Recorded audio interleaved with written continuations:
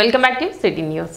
YCP పాలనలో దెబ్బతిన్న రాష్ట్రాన్ని తిరిగి అభివృద్ధి చెందిన రాష్ట్రాలకు దీటుగా తీర్చిదిద్దాలన్న లక్ష్యంతోనే టీడీపీ, జనసేన, బీజేపీ కూటమిగా ఏర్పడి పనిచేస్తున్నాయని, అందుకు అనుగుణంగా అన్ని పార్టీల నాయకులు, కార్యకర్తలు కలిసికట్టుగా పనిచేయాలని కేంద్ర సహాయ మంత్రి డాక్టర్ పెమ్మసాని చంద్రశేఖర్ అన్నారు. పట్టణంలోని ఎన్వీఆర్ కళ్యాణ మండపంలో కృష్ణా, గుంటూరు జిల్లాల పట్టభద్రుల ఎమ్మెల్సీ ఆలపాటి రాజేంద్ర ప్రసాద్ విజయోత్సవ సభ నిర్వహించారు. కార్యక్రమానికి విచ్చేసిన పెమ్మసాని చంద్రశేఖర్ మాట్లాడుతూ, త్యాగాలకు ప్రతీకగా తెనాలిలో ఆలపాటి విజయోత్సవ సభ ఘనంగా నిర్వహించడం సంతోషంగా ఉందన్నారు. టీడీపీ, జనసేన, బీజేపీ నాయకులు, కార్యకర్తలు ఎంతో ఉత్సాహంగా పనిచేసి ఆలపాటిని 33 నియోజకవర్గాల్లో దేశంలోనే ఎక్కడా లేని విధంగా మంచి మెజారిటీతో గెలిపించారని వారందరికీ శుభాకాంక్షలు తెలిపారు. రాష్ట్రంలో కూటమి ప్రభుత్వం మరో 15 ఏళ్లు పనిచేయాల్సి ఉందని, అప్పుడే రోడ్లు, పరిశ్రమలు, ప్రాజెక్టులు వంటివి అన్ని సమకూరగలవన్నారు.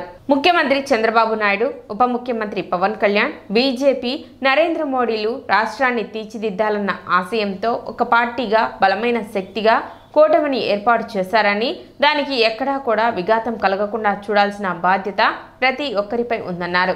తెనాలి గడ్డపై త్యాగానికి నిదర్శనం, ఆలస్యమైన మా అందరి చేత ఓటు వేయించుకొని 6 సంవత్సరాలు అధికారం అనుభవించబోతున్న అదృష్టవంతులు ఆలపాటి రాజేంద్ర ప్రసాద్ గారు. వస్తా ఉంటే చూసా మీ అభిమానం, మీ ఉత్సాహం ఇవన్నీ. యాక్చువల్ గా ఎలక్షన్స్ ముందే నాకు తెనాలి వస్తే అందరు వచ్చి, సార్ రాజా గారికి సీట్ ఇప్పిండి సార్ అనేవాడు. పొద్దున్న నుంచి సాయంత్రం దాకా రోజు ఇదే పంచాయతీ ఉండేది నాకు. ఎందుకంటే ఫస్ట్ గురిపాలెంలో నేను వచ్చింది ఇక్కడ అడుగు పెట్టినప్పుడు. ఏంది రాజా గారు ఎంత మందిని ఎట్లా చేసుకున్నారు, ఎంత పకడ్బందీగా ఇంతమంది చెప్తున్నారని నాకు కూడా ఆశ్చర్యం వేసేది. రాజా గారు చేపిస్తున్నారా, నిజంగానే అభిమానం ఉందా ఇందులో అని. అంటే ఆ విధంగా ఉంటే ఆ రోజున నాకు నిజంగానే అనిపించింది. వాస్తవం అంటే ఎంత కష్టపడకపోతే అందులో అన్ని రకాల వర్గాల వారు, కులాల వారు, మతాల వారు అందరూ వచ్చి చెప్పేవాళ్ళు 1కి 10 సార్లు. ఆ రోజున అప్పుడు నేను చంద్రబాబు నాయుడు గారితో మాట్లాడతా, సార్ చాలా అభిమానం ఉంది ఆయనకి, ఎట్టి పరిస్థితులు ఎక్కడ వచ్చాడు న్యాయం చేయాలి, ఇది ధర్మబద్ధం అని చెప్పి నాకు తెలిసిన లాంగ్వేజ్ లో నాకు ఎప్పుడో అవకాశం వచ్చినప్పుడు 1-2 సార్లు చెప్పాను. వారు కూడా ట్రై చేశారు. అయినప్పటికీ కొన్ని ఈ క్యాస్ట్ ఈక్వేషన్స్ వల్ల కానీ, సామాజిక సమీకరణల వల్ల కానీ ఆ రోజున కుదరలేదు. అయినప్పటికీ కూడా రాజా గారు చెప్పినట్టు మేమందరం కూడా ఎట్లా ఎవరిని అన్నప్పుడు ఇందులో నిస్సంకోచంగా వేరే వాళ్ళకి అవకాశం ఏమీ లేదు, ఇందులో పెద్ద డిస్కషన్ కూడా ఏమీ లేదని ఆ రోజు రాజా గారి పేరు మేమందరం కూడా సూచించడం జరిగింది. మా అందరి విజయానికి అఖండ మెజారిటీని తీసుకొచ్చారు ఆ రోజున. కాబట్టి వారికి ఇది తీసుకురావడం అనేది మా కనీస ధర్మం, కృతజ్ఞత, బాధ్యత. అదే మేము చేశాము. ఇందులో పెద్ద గొప్ప విషయం ఏమీ లేదు మేము చేసిన దాంట్లో. ఔటర్ రింగ్ రోడ్డు వచ్చేటప్పటికి 70 మీటర్లు అని పెట్టారు. ఫస్ట్ 70 మీటర్లు అంటే మేమేమన్నా 70 మీటర్లు అంటే ఇప్పుడు బాగానే ఉంటుంది, కాకపోతే ఒక 25-30-40 సంవత్సరాలకు వెళ్ళేటప్పటికి ఈ మా పెద్ద నగరం అయిపోతే అందరు ప్రతి ఇంటికి కారు వస్తే, ఎందుకంటే ఇక్కడ వాళ్ళందరూ భూముల రేట్లు పెరుగుతాయి, అందరూ కార్లు కొనుక్కునేటువంటి పరిస్థితి అన్నీ ఉంటుంది. ఫ్యూచర్లో ఇది సరిపోదని దాన్ని 140 మీటర్లు పెట్టమని అడిగాం. 70 మీటర్లతో ఎంత ప్రాజెక్ట్ స్టేజ్కి వచ్చిన తర్వాత మళ్ళీ మన చంద్రబాబు గారు వచ్చిన తర్వాత మళ్ళీ దాన్ని 140 మీటర్స్ అంటే మళ్ళీ మొత్తం రీడిజైన్లు చేయించాలి, క్యాబినెట్కి వెళ్ళాలి, మోదీ గారు అప్రూవ్ చేయాలి. దీనికి మళ్ళీ 4,000 కోట్లు ఎక్స్ట్రా ఖర్చు అవుతుంది. వారు భరిస్తారా, మనం భరిస్తామా, ఏ విధంగా భరిస్తాం, ఇవన్నీ చేయటం ఒక ఎత్తు. ఏది తీసుకురావాలి, ఏదో ఒకటి హడావుడిగా చేయాలంటే ప్రతి ఒక్కళ్ళు చేసేయగలుగుతారు. కానీ ఒక విజన్ తోటి ఈ ఆంధ్ర రాష్ట్రం అద్భుతంగా ఉండాలి, ఒక 40 ఏళ్ళు 50 ఏళ్ళు చరిత్రలో గుర్తు ఉండే విధంగా ఉండాలి అంటే అన్ని పకడ్బందీగా ప్లాన్తో చేయాల్సినటువంటి అవసరం. ఆలపాటి రాజేంద్ర ప్రసాద్ మాట్లాడుతూ, తనకు ఘన విజయాన్ని అందించిన పట్టభద్రులకు, కూటమి నాయకులు, కార్యకర్తలకు పేరు పేరున కృతజ్ఞతలు తెలుపుతున్నానని, పొత్తులో భాగంగా తనకు తెనాలి సీటు దక్కలేదని, కేడర్ ఎంతో నిరాశపడిందని, ఆ సమయంలో తాను కూడా ఒకంత బాధపడ్డానని చెప్పారు. ఆంధ్ర రాష్ట్రం కోసం పార్టీ నాయకత్వం ఆదేశాలను గౌరవించి కూటమి విజయానికి విస్తృతంగా పనిచేసి ఘన విజయం సాధించామని చెప్పారు. ఎమ్మెల్సీగా తన గెలుపు 3 పార్టీల నాయకులు, కార్యకర్తలకు మరింత బలం చేకూరాలే తప్ప మనస్పర్ధలు తావు ఉండకూడదని చెప్పారు. నియోజకవర్గంలో టీడీపీ, జనసేన, బీజేపీ పార్టీల వారందరూ కలిసికట్టుగా మన ప్రాంతాన్ని అభివృద్ధి చేసుకునేలా ముందుకు సాగాలని కోరారు. తనకు ఇంత ఘన స్వాగతం పలికిన కూటమి నాయకులు, కార్యకర్తలకు కృతజ్ఞతలు తెలిపారు. రమసాన్ గారు వచ్చారు కాబట్టి ఇక్కడ దాకా వచ్చారు, లేకపోతే వెళ్ళిపోదామని చెప్పి నిజంగానే అడుగు మా అనికల నేను దిగి నుంచున్న కారు పిలిపించని చెప్పాను నేను. ఆయన ఎటో పోయాడు, నన్ను పిలిపించమంటే ఆయన ఎటో పోయాడు కుర్దీస్ గారు. అంటే ఎందుకంటే మనం చేసుకునే పండగ అయినా లేకపోతే ఇంకోటైనా మన ఆనందం ఇంకోళ్ళకి కష్టం కలగకూడదు. మీరు రోడ్డు పొడుగుతా మీరు పండగ వాతావరణం పెడితే రోడ్డు పొడుగుతా డిస్టర్బెన్స్. ఒకే ఊళ్ళో 3 పెట్టించి 4 పెట్టించి కుర్దీస్ గారికి వినోదం చూడాలనుకున్నాడు. ఇవాళ నాకు అగ్ని పరీక్ష పెట్టాడు, ఎందుకంటే ఎప్పుడు పెడతా ఉంటాడు. మళ్ళీ ఇది కూడా ఒక పరీక్ష పెట్టాడు. మీ అందరూ ఎంతో అభిమానం అనేది నేను చెప్పుకోలేను. మీరు చూపించే అభిమానం కానీ, లేకపోతే దాదాపు నేను ఇన్ని సంవత్సరాలు రాజకీయాల్లోకి వచ్చిన వేమూరులో అట్లాగే ఇప్పటికి నేను 15 ఏళ్ళు అయి వదిలేసినా కూడా అక్కడున్న నాయకత్వం కానీ, ఇక్కడున్న నాయకత్వం కానీ నా అనేది కాకుండా మరి అందరికీ కూడా మరి నా బాధ్యత. నాకు వివాదంగా ఉండాలని ఉండదు ఎవరితో కూడా. ఎవరన్నా ఉంచుకోవాలనుకున్నా కూడా అది వాళ్ళ విజ్ఞతగా వదిలేస్తాను. కానీ నేను ఒక్కటి మీ అందరికీ చెప్పేది ఏంటంటే, మీకున్నటువంటి చిత్తశుద్ధి పార్టీ పట్ల, మిమ్మల్ని చూస్తే మీకున్నటువంటి ఒక నమ్మకం, ఈ విశ్వాసం ఈ పార్టీ పట్ల మరి కొత్తగా నేను నిరంతరం కూడా మిమ్మల్ని చూసిన కొద్దీ కూడా నాకు ఇంకా శక్తి నాకు రావాలని చెప్పి కోరుకుంటా మీకు సేవ చేయడానికి.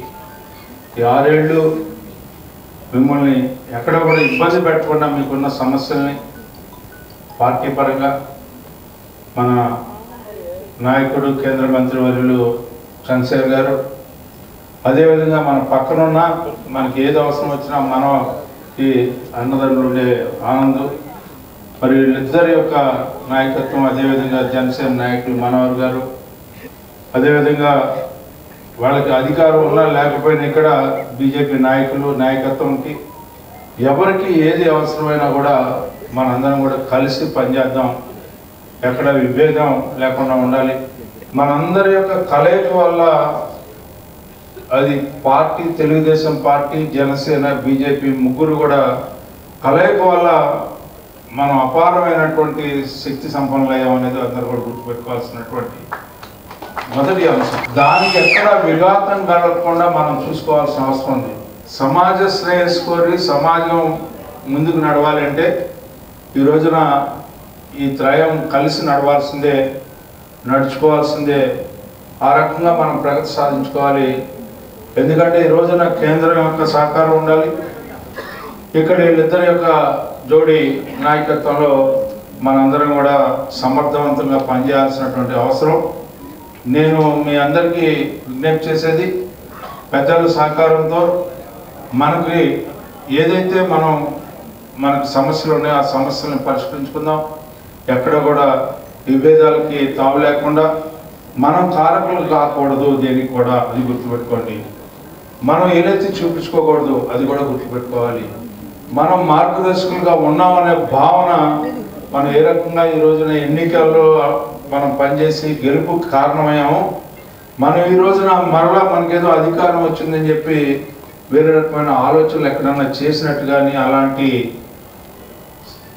ఎక్కడైనా అలాంటి మచ్చ వచ్చేలాగా మనం ఎవరితో ఏలెత్తి చూపించుకునే దానికి ఎవరు కూడా ప్రయత్నించొద్దు అని చెప్పి మీ అందరికీ మనవి చేస్తూ, నిర్దిష్టమైనటువంటి క్రమశిక్షణతో మనం ముందుకు నడవాలి అని చెప్పి సందర్భంగా మిమ్మల్ని అందరినీ కోరుకుంటూ, మరి ఈ రోజున నాకు ఇచ్చిన గౌరవం, నా మీద చూపించిన ఆత్మీయత, అభిమానం, ప్రేమ, వీళ్ళు ఎప్పుడు కూడా ఏ రకంగా ఉన్నా కూడా మర్చిపోలేనటువంటి మీరు అభిమానాన్ని చూపిస్తూ ఉంటారు. ఎందుకంటే నేను ఎక్కువగా మిమ్మల్ని కసురుకుంటూ ఉంటాను. ఎందుకంటే మిమ్మల్ని లైన్లో పెట్టకపోతే ఇవాళ జరిగిన రక్ష జరిగింది. నేను మామూలుగా నాకంటే ఎక్కువ ఆనందపడ్డాడు ఇవాళ మా కమిషన్ చంద్రశేఖర్ గారు. ఆయన మ్యూజిక్ వస్తూ ఉండంటే డీజే కొడతా ఉండంటే ఈయన కూడా డ్రమ్స్ కొడతా ఉన్నాడు పైన. మరి అంత ఆనందపడ్డాడు మా చంద్రశేఖర్ గారు. నేనే ఎంత తొందరగా ముందుకు వెళ్తే అక్కడ మీ అందరూ ఇబ్బంది పడతారు, 10 అయిపోతుంది, ఇళ్ళకి వెళ్ళకుండా అన్నం తిన్నారో లేదో అసలు ఎదుగుదా ఎవరి కాళ్ళు. కార్యక్రమంలో వేమూరు శాసనసభ్యులు నక్క ఆనంద్ బాబు, ఎమ్మెల్సీ బీటీ నాయుడు, పిల్లి మాణిక్యారావు, బీజేపీ జిల్లా అధ్యక్షులు తిరుపతిరావు, మాజీ మహిళా కమిషన్ చైర్పర్సన్ నన్నపనేని రాజకుమారి, పెద్ద సంఖ్యలో కూటమి నాయకులు, కార్యకర్తలు పాల్గొన్నారు. పూర్తి నమ్మకం ఉంది, మళ్ళా భయం ఉంది. రాజకీయ పరిస్థితులు, ఈ కూటమి, ఈ పార్టీలు ఏమైందో ఏంటో. రిజల్ట్ వచ్చింది, బ్రహ్మాండమైన మెజార్టీ, 164 సీట్లు వచ్చేసింది. గుర్తుంటాలో లేదా ఏంటో ఏం జరుగుతుందో అనుకున్నాను. కానీ 6 నెలల ముందే నాకు అర్థమైపోయింది ఎమ్మెల్సీ ఇస్తున్నారు. నిజంగా నేను పడ్డ ఆనందం ఉంటాయి. నేను గెలుపు గురించి అసలు ఒక్క నిమిషం కూడా 6 నెలల నుంచి ఆలోచించరా. అయిపోయాం, ఎమ్మెల్సీ అయిపోయామనే దీనిలోనే ఉన్నా. కాబట్టి మరి ఆ మెజార్టీ కూడా ఎప్పుడు ఈ గ్రాడ్యుయేట్స్ ఎన్నికల చరిత్రలో ఎప్పుడు లేని మెజార్టీ అందించినటువంటి ఓటర్లందరూ కూడా ఈ 2 జిల్లాలు, ఇవాళ విడిపోయిన జిల్లాలు దాదాపు 6 జిల్లాలకు ప్రాతినిధ్యం వహించేటటువంటి ఎమ్మెల్సీ ఇది. మరి అటువంటి ఘన విజయాన్ని అందించిన ఓటర్లందరికీ పార్టీ కార్యకర్తలు, నాయకులు మరి 6 నెలలు ఓటర్ ఎన్రోల్మెంట్ దగ్గర నుంచి ఎన్నో రకాలుగా కష్టపడి మరి ఈ విజయాన్ని అందించిన ప్రతి ఒక్కరు కూడా హృదయపూర్వక ధన్యవాదాలు, నమస్కారాలు తెలియజేస్తూ, ఖచ్చితంగా మన అభిమాన నాయకుడు రాజేంద్ర ప్రసాద్ గారి ఎమ్మెల్సీతో ఆగడు. ఖచ్చితంగా ఇంకా మంచి భవిష్యత్తు పూర్తి విశ్వాసం నాకుంది. ఎందుకంటే ఒకప్పుడు ఉమ్మడి జిల్లాలో పూర్తి స్థాయిలో రాజకీయాన్ని నడిపినటువంటి వ్యక్తిగా ఖచ్చితంగా మళ్ళా మంచి రోజులు రాబోతామని, ఇంకా మంచి రోజులు వస్తాయి ఖచ్చితంగా. ఇక్కడికి వచ్చినటువంటి జనసేన, భారతీయ జనతా పార్టీ, తెలుగుదేశం నాయకులు అందరూ కూడా ఆశీస్సులతో ఈ అభినందన సభ ఏర్పాటు చేసుకున్నారు. ఇంతమంది ఊరేగింపులు పాల్గొని ఊరేగింపులు దిగ్విజయంగా ముగించుకుని రాత్రి 10 గంటల అవుతారు ఇక్కడికి రావటం అంటే నేను బహుశా అయితే రాజకీయ ఇంత లేటుగా జరగడం అనుకుంటున్నాను. దాని పొడుగుతో అభినందనలు అందుకున్నారు. ఈరోజు చంద్రబాబు గారు ఎప్పుడు కూడా ఒక మాట అనేవారు. నేను పోయినసారి కూడా చెప్పాను రాజాని గురించి, ఎలక్షన్ కింగ్ అని. ఈరోజు నిజంగానే ఎలక్షన్ కింగ్ అయ్యాడు ఆయన. ఆలపాటి గారికి నిజమైనటువంటి అభిమానులతో వెల్బెస్టర్గా నేను గుర్తు చేస్తున్నానండి. ఆయన ఎమ్మెల్యేగా ఇక్కడ గెలుచున్నట్టయితే, మంత్రి ఒక రాకుండా ఉన్నట్టయితే, ఎందుకంటే చాలా మంది సీనియర్స్ మంత్రులు రాలేదు చెప్తున్నాను. కాబట్టి ఆయన మామూలు ఎమ్మెల్యేగా ఉండేవారు ఇక్కడ, అంతే కదా. అందరు ఎమ్మెల్యేలు ఒక ఎమ్మెల్యే. ఇక్కడ ఎమ్మెల్యే సీటు రాకుండా పొత్తు ధర్మంతో మనం జనసేనని గెలిపించుకుంటే, రాజా గారు ఖాళీగా ఉంటే ఎట్లా అని ఆలోచించినప్పుడు రాజా గారు కూడా బాధపడి ఉండొచ్చు, సీట్ రానందుకు, వదులుకోవాల్సి వచ్చినందుకు. పూర్తి ధర్మం ఏమంటారు, మన పొత్తు ధర్మం కాబట్టి వదిలేసామని సరిపెట్టుకుంటూ. ముందుగా రాజేంద్ర ప్రసాద్ గారికి అభినందనలు తెలియజేస్తా ఉన్నాం. ఎమ్మెల్సీ ఎన్నికలంటే ఏదో గుట్టు చప్పుడు కాకుండా జరిగేటువంటి పరిస్థితిలో మొన్నటిదాకా ఉండేవి. కానీ ఒకసారి ఒక సీటు కోల్పోయిన తర్వాత అతను నిరంతరం ఒక పార్టీని నమ్ముకొని ఉన్నప్పుడు, నిబద్ధత కలిగినటువంటి నాయకుడైనప్పుడు, సొసైటీలో అందరినీ నడిపించగలిగినటువంటి నాయకుడైనప్పుడు, నాయకుడు ఏ విధంగా తక్షణపరచబడి ఇబ్బంది పడి ఒక అవకాశాన్ని ఎట్లా ఇస్తారనేది చంద్రబాబు నాయుడు గారు ఇవ్వడం ద్వారా మనం చూసాము. ఈ ఎన్నికల్లో నక్కజిత్తుల జగన్మోహన్ రెడ్డి చాలా ప్రయత్నాలు చేశారు. ఆయన తోటి చేతులు కలిపినటువంటి వాళ్ళు ఏ విధంగా అయిపోయారో కూడా మనం చూసాం. మేధావులు అనేటువంటి వాళ్ళు ఒక్క మాట చెప్పి నేను ముగిస్తాను. మేధావులు అనేటువంటి వాళ్ళు భవిష్యత్తుని అంచనా వేసి ఆ భవిష్యత్తులో భావితరాలు బాగుండటం చూసే వాళ్ళని మేధావులు అంటారు. స్వప్రయోజనాల కోసం, పదవుల కోసం, చిన్న చిన్న విషయాలకి లొంగిపోయి బానిసలుగా ఉండేటువంటి వాళ్ళు మేధావులు కాదు అని చెప్పేసి మొన్న ఎన్నికలు నిరూపించబడ్డాయి. యంగ్ జనరేషన్ టీం ఆధ్వర్యంలో వికలాంగులకు మరియు పేదలకు నిత్యావసర సరుకులు పంపిణీ నిర్వహించారు. యంగ్ జనరేషన్ టీం చేస్తున్న సేవా కార్యక్రమాలలో భాగంగా 4 పేద కుటుంబాలకు నిత్యావసర సరుకులు పంపిణీ చేయడం జరిగింది. ఐతానగర్కు చెందిన లింగేశ్వరరావు, అన్నారావు, మార్స్పేటకు చెందిన సుశీల మరియు పద్మ కుటుంబాలకు నిత్యావసర సరుకులు పంపిణీ చేశారు. తమ సంస్థ ద్వారా ఇటువంటి సేవా కార్యక్రమాలు భవిష్యత్తులో కూడా కొనసాగిస్తామని యంగ్ జనరేషన్ టీం అధ్యక్షులు సాదిక్ తెలిపారు. కార్యక్రమంలో నవీన్, శివ తదితరులు పాల్గొన్నారు. తల్లిదండ్రి జన్మనిచ్చిన, దేవుడు ప్రాణం పోసిన, నా జీవనోపాధికి బాగా ఆపత్తులో నాకు దేవుడిలాగా నన్ను నా బాధలని తీర్చి, నా ఆకలి బాధ తీర్చి మా కుటుంబాన్ని చల్లగా చూస్తున్నాడు సాత్విక్ బాబు. ఆ బాబు లేకపోతే నేను చాలా ఇబ్బందులు పడేవాడిని. నాకు మగపిల్లలు లేరు, నాకు ఆ బాబే మగపిల్లాడు. నా కుటుంబానికి అన్నిటికీ ఆదరవు ఆయనే. మంచి మనిషి. ఎన్ని జన్మలు ఎత్తినా అలాంటి నా కడుపును పుట్టాలని నేను కోరుకుంటున్నాను. ఆ బిడ్డగా, నా బిడ్డగా సాత్విక్ బాబు నా కడుపును పుట్టాలని కోరుకుంటున్నాను ఎన్ని జన్మలు ఎత్తినా. మరి మా యంగ్ జనరేషన్ టీం చేస్తున్న సేవా కార్యక్రమాల్లో భాగంగానే ఈరోజు 4 పేద కుటుంబాలకి యంగ్ జనరేషన్ టీం ఆధ్వర్యంలో నెలవారీ సరుకులు అలానే బియ్యం బస్తా అందజేయడం జరిగింది. ఐతానగర్కి చెందిన లింగేశ్వరరావు గారు మరి గతంలో కూడా ప్రతి నెల ఆ కుటుంబానికి మా తరపున నిత్యావసర సరుకులు అందిస్తూ వస్తున్నాము. మరి అలానే అన్నారావు గారు ఎవరైతే చేతులు లేకుండా కాళ్ళు లేకుండా ముసలి వాళ్ళు ఉంటారో ఇలాంటి వాళ్ళందరికీ మా టీం తోడుండి వాళ్ళకి సాయం చేద్దామన్న ఉద్దేశంతో నడుస్తున్నాము. మరి ఇలానే ఎవరికి ఎటువంటి అవసరం ఉన్నా సరే మా యంగ్ జనరేషన్ టీంను సంప్రదించవచ్చు. నా ఫోన్ నెంబర్ వచ్చేసి 7075746123. ఏ టైంలో ఏ ఆపద ఉన్నా సరే మాకు ఫోన్ చేయండి. మా టీం వెంటనే స్పందించి మీకు సహాయం చేస్తుందని తెలియజేస్తున్నాము. ఎన్టీఆర్ ఆర్టీసీ బస్టాండ్ను పీపీపీ మోడ్లో అభివృద్ధి చేయాలనే ఆలోచనలో ఉన్నట్లు కేంద్ర సహాయ మంత్రి పెమ్మసాని చంద్రశేఖర్ తెలిపారు. గుంటూరులోని ఆర్టీసీ బస్టాండ్ను MLA Nazeer Ahmed, deputy mayor Sajila, మాజీ ఎమ్మెల్యే రావి వెంకటరమణ ఇతర కూటమి నాయకులతో కలిసి కేంద్ర సహాయ మంత్రి పెమ్మసాని చంద్రశేఖర్ పరిశీలించారు.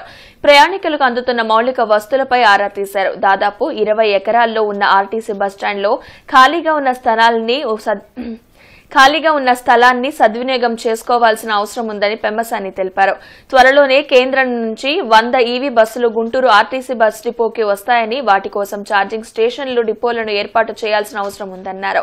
ప్రస్తుతం బస్టాండ్లో ఉన్న రిపేర్ గ్యారేజ్ను మరో ప్రాంతానికి షిఫ్ట్ చేసే అవకాశాలను పరిశీలిస్తున్నట్లు కేంద్ర సహాయ మంత్రి పెమ్మసాని వివరించారు. కూటమి ప్రభుత్వం అధికారంలోకి వచ్చాక గుంటూరును పెమ్మసాని చంద్రశేఖర్ తనదైన ఆలోచనతో అభివృద్ధి చేస్తున్నారని ఎమ్మెల్యే నజీర్ తెలిపారు. కేంద్ర ప్రభుత్వ పథకం ద్వారా ప్రతి మేజర్ సిటీకి ఎలక్ట్రిక్ బస్సులు ఇచ్చేటువంటి పరిస్థితి ఉంది. మన గుంటూరుకి 100 ఎలక్ట్రిక్ బస్సెస్ శాంక్షన్ అయినాయి. మంగళగిరికి వేరు, ఒక గుంటూరు ప్రాంతానికి 100 ఎలక్ట్రిక్ బస్సెస్. ఇది కంప్లీట్గా ఎయిర్ కండిషన్డ్, 200 కిలోమీటర్స్ వరకు వెళ్ళొచ్చేటువంటి సౌకర్యం, మోడర్న్ బస్సెస్. ఇది పీపీపీ మోడ్లో సెంట్రల్ గవర్నమెంట్ వయబిలిటీ గ్యాప్ ఇచ్చి ఒక్కొక్క కిలోమీటర్కి దాదాపుగా అప్రాక్సిమేట్గా ఒక 25 రూపాయలు ఎక్కడైతే డెఫిసిట్ పడుతుందో అది సెంట్రల్ గవర్నమెంట్ పే చేస్తుంది. కాకపోతే ఈ 100 బస్సెస్ని రన్ చేయాలంటే మనకి ఎలక్ట్రిక్ ఇన్ఫ్రాస్ట్రక్చర్ కావాలి. ఎలక్ట్రిక్ ఇన్ఫ్రాస్ట్రక్చర్ 100 బస్సెస్కి వాళ్ళు 5 ఎకర్స్లో ఛార్జింగ్ స్టేషన్స్ ఇవన్నీ పెట్టమని చెప్పి 52 buses only Guntur to Vijayawada non stop బస్సులు ఉన్నాయి. గతంలో రివ్యూ జరిగినప్పుడు స్థానిక శాసనసభ్యుడిగా నేను కూడా మంత్రి గారి దృష్టికి తీసుకొని వెళ్ళడం జరిగింది. ముఖ్యంగా గుంటూరు విజయవాడ మధ్యలో ఉన్నటువంటి ప్రతి బస్సు కూడా ఈవీ బస్సు చేయాలని చెప్పి ఒక ప్రతిపాదనను ఆ రోజు పెట్టడం జరిగింది. ఈరోజు కేంద్ర మంత్రి వర్యులు దాని మీద పూర్తిగా దృష్టి సారించడం, కేంద్రంలో వచ్చినటువంటి పథకాన్ని పూర్తిగా గుంటూరు వాస్తవుడిగా, గుంటూరులో ఉంటున్నటువంటి పార్లమెంట్ సభ్యుడిగా ఈ బస్టాండ్ మీద ప్రత్యేక దృష్టి సారించి ఇక్కడ అవసరమైనటువంటి కార్యక్రమాలతో పాటు దీన్ని రెవెన్యూ పరంగా కూడా ముందుకు తీసుకుని వెళ్ళేటువంటి క్రమంలో ఒక ముందు చూపుతో ఈరోజు పీపీపీ మోడ్లో రాబోయేటువంటి రోజులు అభివృద్ధి చేయాలనే ఆలోచన చేయడం చాలా గొప్ప విషయం. సిటీ న్యూస్ ముగించే ముందు ముఖ్యాంశాలు మరోసారి.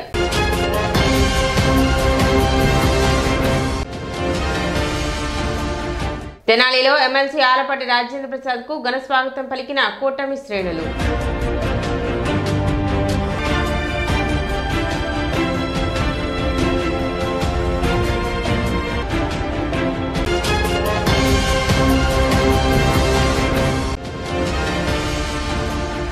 వైసీపీ పాలనలో దెబ్బతిన్న రాష్ట్రాన్ని అభివృద్ధి చేయాలన్న లక్ష్యంతో కూటమి పనిచేస్తుంది. ఎమ్మెల్సీ ఆలపాటి విజయోత్సవ సభలో పేర్కొన్న కేంద్ర సహాయ మంత్రి చంద్రశేఖర్.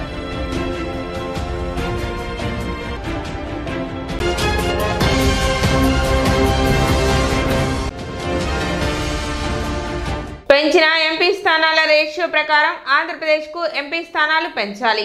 తెనాలి నియోజకవర్గ Congress party incharge doctor Chandu Sambasivudu demand.